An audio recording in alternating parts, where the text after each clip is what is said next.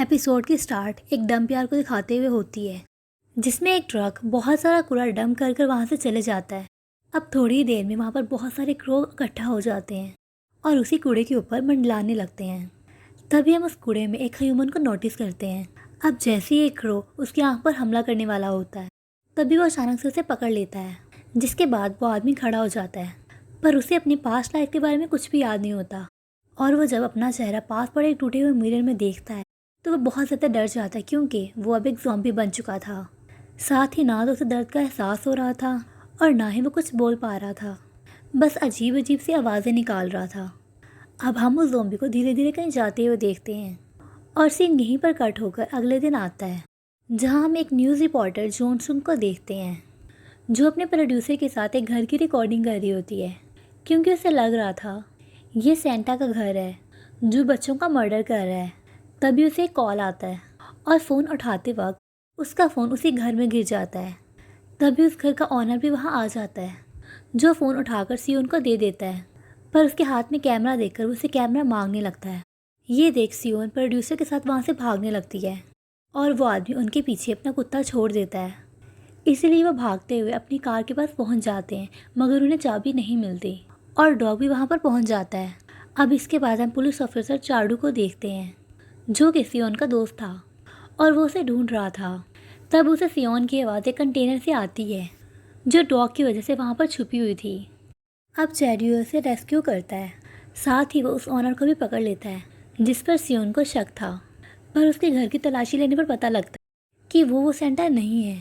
ये सुनकर सियोन उसे बहुत बुरी तरह मारती है, क्योंकि उसने उनके पीछे अपने कुत्ते छोड़े थे। जिसके बाद सीन ज़ॉम्बी पर आता है, जिसे भूख लग रही थी, इसलिए वो एक रैबिट को पकड़ने की कोशिश करता है। पर वो काफ़ी आहिस्ता चल रहा था, इसलिए वो रैबिट को पकड़ नहीं पाया और भूख के मारे वो नीचे गिर जाता है। अब जैसे उसकी आंख दोबारा खुलती है तो उसके मुंह पर और हाथों पर खून लगा होता है और सामने देखने पर उसे पता चलता है कि उसने रैबिट को मारकर खा लिया है। ये देखकर उसको काफ़ी रिग्रेट होता है कि वो एक मॉन्स्टर बन गया है। इसीलिए वो अपनी जान लेने की कोशिश करता है और एक ऊंची पहाड़ी से नीचे गिर जाता है, पर उसे कुछ भी नहीं होता। तब वो समझ आता है कि वो एक लिविंग डेड यानी कि एक ज़ॉम्बी बन चुका है। वहीं जब दूसरी तरफ सियोन जब पुलिस स्टेशन से बाहर निकलती है तो उसे याद आता है कि उसका मोबाइल उसकी हुडी में रह गया है, जिसे वो उस टाउन में भूल गई है। इसीलिए वो वापस जाकर अपनी हुडी को ढूंढने लगती है। तभी उसको एक आदमी हुडी पहने हुए दिखता है, जो वही ज़ॉम्बी था।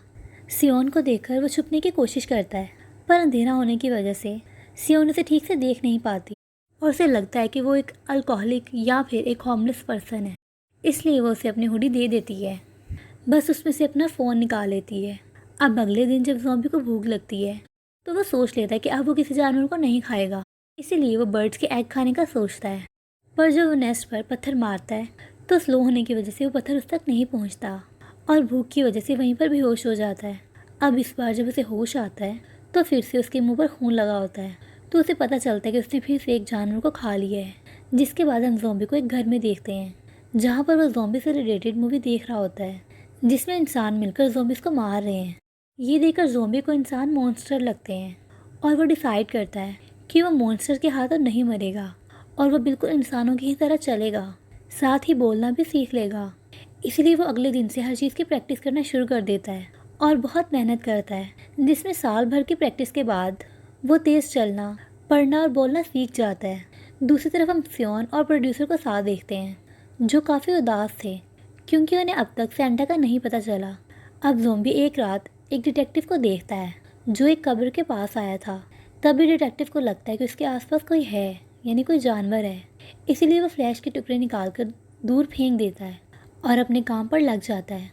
अब ज़ॉम्बी फ्लैश खाने ही वाला था कि अचानक से एक आदमी आकर डिटेक्टिव को मार देता है और उसकी बॉडी को रिवर में फेंक देता है।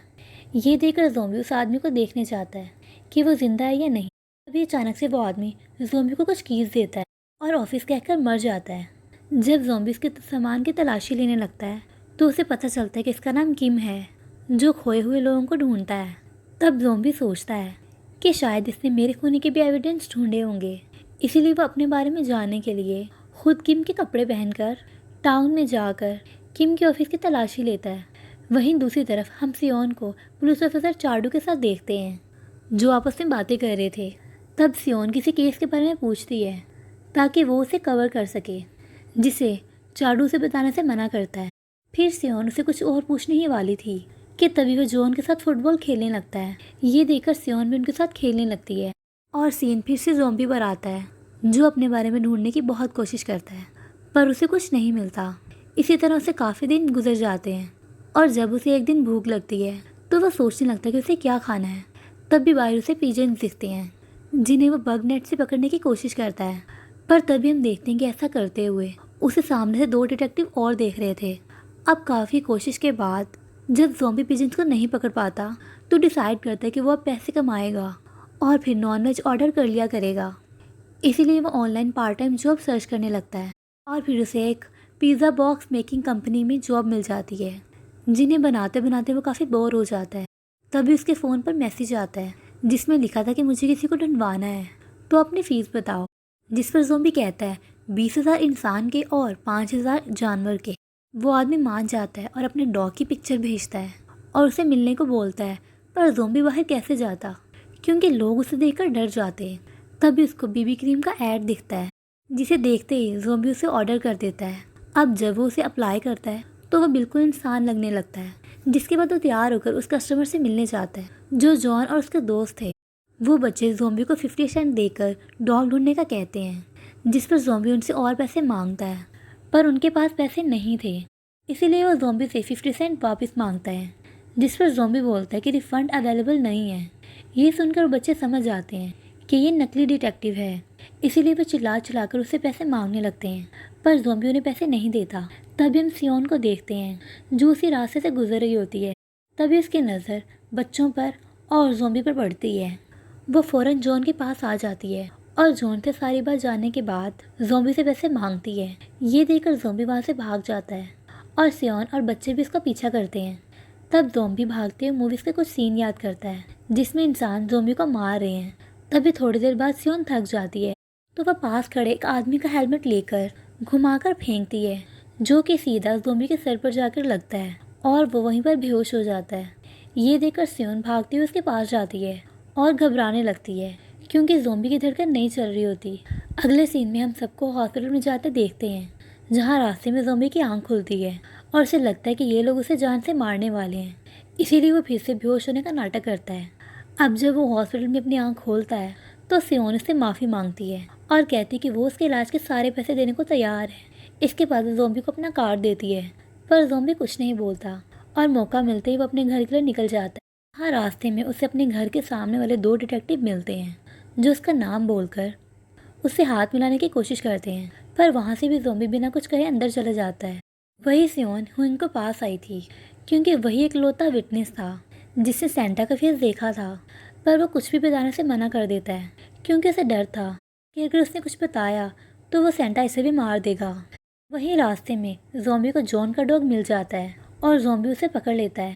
अब उसके बाद ज़ॉम्बी उसका पट्टा यानी कुत्ते का पट्टा जॉन के पास लेकर जाता है और कहता है कि तुम्हारे 50 सेंट में सिर्फ इतनी चीज़ मिलेगी और अगर तुम्हें डॉग वापस चाहिए तो तुम मुझे और पैसे दो।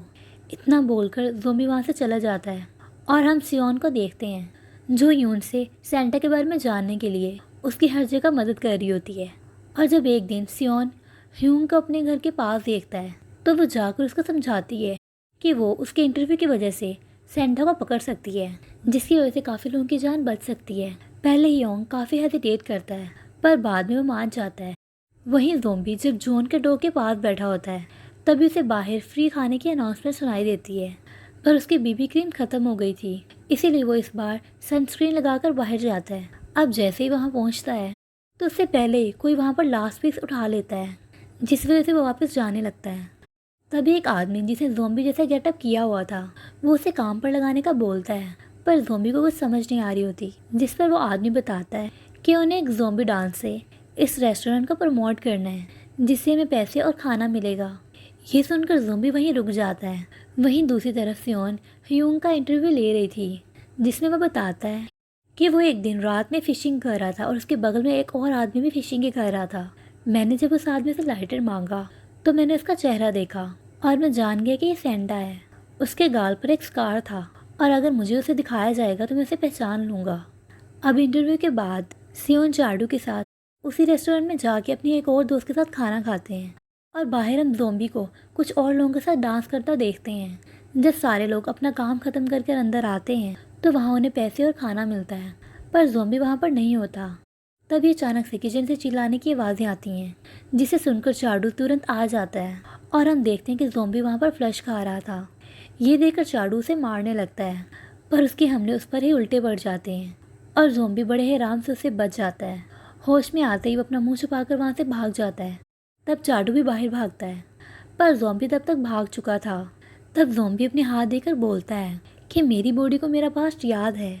वहीं सियोन चाडू से पूछती है कि तुम तो एक बहुत ही अमेजिंग मार्शल आर्टिस्ट हो, तो तुम उस आदमी से कैसे हार गए। जिस पर वह बोलता है वो सिर्फ एक मार्शल आर्टिस्ट नहीं था, क्योंकि जो मूव्स वो यूज़ कर रहा था वो अक्सर लोगों को मारने के लिए यूज़ किए जाते हैं। दूसरी तरफ हम ज़ॉम्बी को जंगल में भागते हुए देखते हैं, जिसे काफ़ी भूख लग रही थी। तभी वो फिर से गिर जाता है। अब जब उसकी आँख खुलती है तो वो देखता है कि उसने फिर से एक हिरन को मारा है। ये देखकर वो डिसाइड करता है कि वो और मेहनत करेगा ताकि वो एक पूरा इंसान बन सके। इसलिए वो ऑफिस में जाकर लगातार बहुत देर तक स्किपिंग करता है।